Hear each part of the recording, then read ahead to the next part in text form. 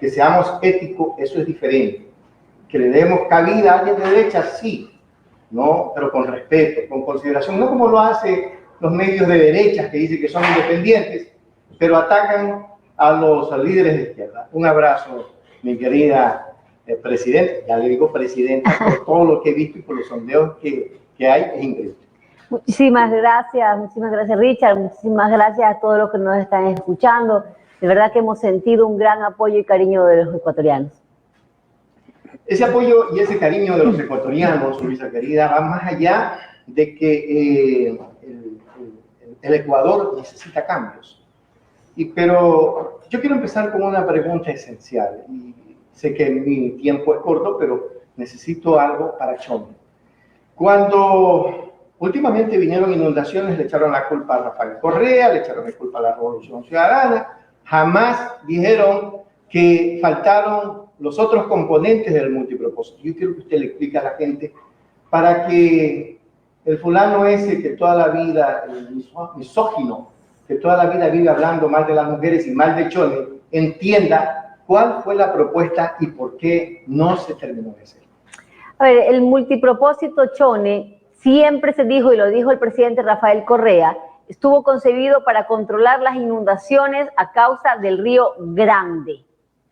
Estas inundaciones fueron a causa del río Mosquito y del río Garrapata, que no es lo mismo, pero que además había que hacer otras obras adicionales, como son el cambiar un poco el sistema de alcantarillado.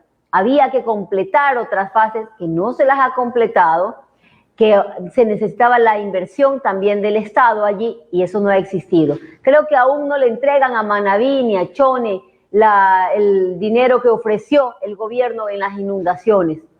La prefectura tuvo que asumir muchísimo ese rol de desasolvar los ríos y demás, ayudar a las familias, ir con ayuda a cada rincón del territorio. ¿Por qué? Porque el gobierno central, que debió haber estado ausente, que debió haber articulado con los gobiernos autónomos, con la Secretaría de Riesgos, con Seguridad, con el MIES, con todo, no lo hizo, fue el gran ausente y la catástrofe se dio. Ahora, ¿qué se va a hacer? ¿Qué se va a hacer, Presidenta, para solucionar ese problema? Porque, a ver, Chone necesita solucionar aquello. Hay y está dentro del plan seguir con ese proyecto del multipropósito que no solamente ir a Río Grande, sino Mosquito y Garrapata. Hay muchísimos proyectos en todo el país que se han quedado. Obviamente Chone tiene que seguir adelante, hay que fortalecer cada uno de los cantones.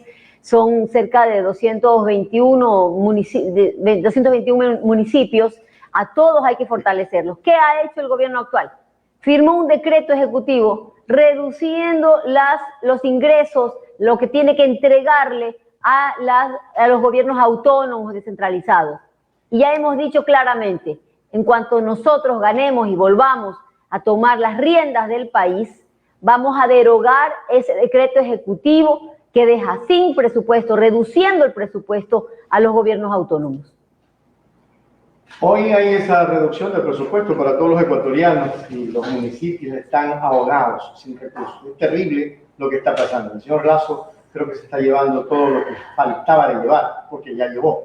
Y la refinería del Pacífico, usted lideró esa refinería, es una lucha para Manabí. Y he empezado con Chone, luego Manabí entero, y luego vamos a lo nacional. ¿Qué va a pasar? A pesar de que la refinería es nacional, es nuestra. La refinería es un proyecto necesario. Nadie ha dicho que la refinería no sea necesaria. Todos se han mantenido que es necesaria, pero tiene que ser en Manabí. ¿Qué dijeron de la refinería del Pacífico? Dijeron que se gastó 1.500 millones en aplanar un terreno. Falso. Ese dinero se gastó en comprar el terreno primero. Segundo, preparar el suelo. No para construir pues una casa, una media agua, no. Para construir el mayor proyecto petroquímico de la región, de Latinoamérica. Eso es lo que estaba planificado allí, que genere puestos de empleo directo e indirecto para los ecuatorianos. Esa era la planificación que se venía, pero sobre todo, superar esa dependencia que tenemos de la importación de combustibles. ¿Recuerdan ustedes cómo era el tema antes de la electricidad? Nosotros perdíamos miles de millones de dólares comprando energía contaminante porque nadie hacía hidroeléctricas. ¿Por qué no hacían hidroeléctricas? Porque querían mantener unos cuantos negocios para beneficiar a un par de familias, pero en perjuicio del Estado ecuatoriano, de millones de ecuatorianos. ¿Qué pasó? Nosotros hicimos esas hidroeléctricas, ya no compramos energía contaminante cara, sino que vendemos energía limpia. Hicimos las hidroeléctricas. Lo mismo, señores, lo mismo es lo que tenemos que hacer, pero con el sector de hidrocarburos. Tener una refinería donde nosotros compremos el petróleo y vendamos gasolina y que no se nos vayan los recursos en comprar nosotros combustible caro para nuestros ciudadanos además. Ese proyecto en el año 2017 tuvo inversionistas y lo dijo el ministro Pablo Campana. Dijo que tenía cerca de 9 inversionistas a nivel mundial que querían construir la refinería del Pacífico, pero lo dejan todo detenido, parado. Detienen la construcción de esa mega obra tan importante para los manavitas y para los ecuatorianos. ¿Por qué? Por pura persecución. Dijeron, esto fue idea de Correa, dejémoslo ahí, no lo vamos a hacer.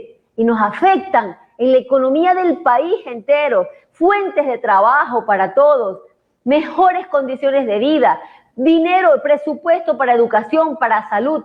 Eso es lo que nos quitaron al impedir que se construya la refinería del Pacífico solamente porque era idea de Correa.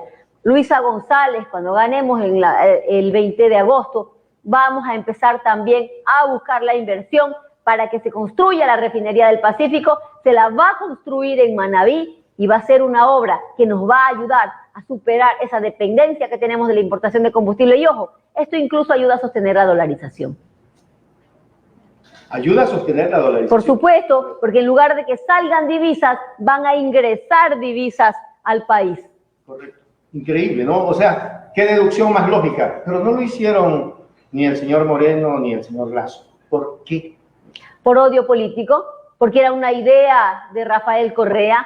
Y no solamente la refinería del Pacífico, dejaron dañar todo, no dieron mantenimiento a las carreteras y hoy no tenemos siquiera carreteras seguras para transportarnos a nuestros hogares, para sacar nuestros productos del campo, peor, para fomentar el turismo. Las unidades educativas del Milenio donde van nuestros hijos ya no están en condiciones dignas, los baños en pésimo estado, las paredes, no le dieron mantenimiento a las unidades del Milenio. Los centros médicos, los centros de salud, los hospitales, equipamiento dañado, no lo han recuperado, no lo han mantenido, no han comprado lo que hacía falta. ¿Para qué? Para garantizar ciertos negocios derivando. Y así lo hicieron con todo. ¿Por qué? Porque eran obras de la Revolución Ciudadana, sin darse cuenta que esas obras no eran para nosotros, no eran para Rafael Correa, no eran para Jorge Glass, eran para los ciudadanos, para 18 millones de ecuatorianos, para que tengan atención digna. Decían exceso de gasto público. ¿Y qué pasó? Despidieron a los médicos, quitaron el presupuesto a la policía, hoy no tenemos atención digna en los hospitales, hoy no tenemos medicinas. Ojo, con el gobierno de la Revolución Ciudadana, nosotros construimos cerca de 52 hospitales entre nuevos y repotenciados, 116 centros de salud nuevos y equipados, y dejamos en construcción 16 hospitales para que ellos los terminen y 22 centros de salud. Nada de eso lo hicieron, lo dejaron perder todo. Asimismo, las carreteras, decían, no comemos carreteras. Hoy ya no hay carreteras, las carreteras son necesarias. Si hay un desastre, por allí evacúas a la gente. Si tienes que sacar tus productos, para eso están las carreteras, para moverte con seguridad. Ahora vaya a ver, no hay un mínimo de mantenimiento. Por puro odio político, porque como eran obras hechas por la Revolución Ciudadana y su discurso era contra la Revolución Ciudadana, perseguir a la Revolución Ciudadana, les afectaron a ustedes. Les afectó a usted, madre, padre, joven que nos estás escuchando. Por perseguir a la Revolución Ciudadana te quitaron tus derechos, te quitaron tus becas, te quitaron tu atención digna en salud, te quitaron el cupo en la universidad porque redujeron el presupuesto, y al reducir el presupuesto en la universidad te reducen a ti el cupo y el espacio para poder entrar a una universidad.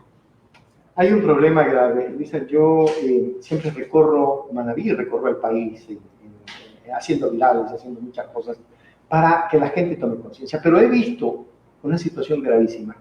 Los niños, los padres de familia, compran los útiles escolares y los directores escolares y los profesores le mandan a cierta papelería. Es decir, allí tiene que comprar y me trae el recibito que compró allí. ¿Qué va a pasar en la Revolución Ciudadana cuando usted sea presidenta? Que ya va a ser pronto, ya falta poco, como dice nuestro líder máximo, Rafael Correa. ¿Qué va a pasar con esta gente? Porque he visto padres que han sacado a 2 hijos, no tienen. Una lista de útiles cuesta $80, un uniforme cuesta casi $90. Hay padres que tienen 4 hijos, no los pueden estudiar. ¿Qué va a pasar? ¿Va a haber sanciones frente a este tema? A ver, estamos en un país de la regalada gana. ¿Por qué? Porque no existe una cabeza, no existe liderazgo, no existe quien conduzca el país, no hay autoridad. Entonces cada quien hace lo que le da la regalada gana. El país necesita nuevamente recuperar la senda del desarrollo, pero también necesita una conducción, que los ministerios cumplan su función, que las autoridades cumplan su función. Ahora existe corrupción institucionalizada, lo que tú me dices, que los manden a comprar en otro sitio. Miren, decían exceso de gasto público. Es que el gobierno de la Revolución Ciudadana tiene un exceso de gasto público, mucho dinero gasta. ¿Qué era ese exceso de gasto público, entre comillas? Porque era inversión. El dinero que estábamos utilizando para contratar los médicos que te atendía a ti, que me estás escuchando en los hospitales, para comprar las medicinas que recibían cuando iban a los hospitales públicos, a los centros de salud, para pagar también la gasolina, el armamento, los vehículos de la Policía Nacional que te daba seguridad, para ese EQ911 que hoy lo dejaron destruir y que pagamos las consecuencias los ciudadanos con la inseguridad, para los desayunos escolares, los útiles escolares, para los uniformes de nuestros niños en las escuelas. Un padre que tiene 4 hijos o una madre que tiene 4 hijos, 3 si quieren, pero no tiene empleo, ¿cómo garantizas que vayan a la escuela si le están pidiendo útiles, uniforme y no le dan el desayuno al niño? No puedes garantizarles que vayan a la educación. ¿Y qué pasa? Los dejan fuera del sistema educativo. Eso es lo que queremos recuperar. Eso era el gasto público, eran tus derechos que hoy no te los reconocen.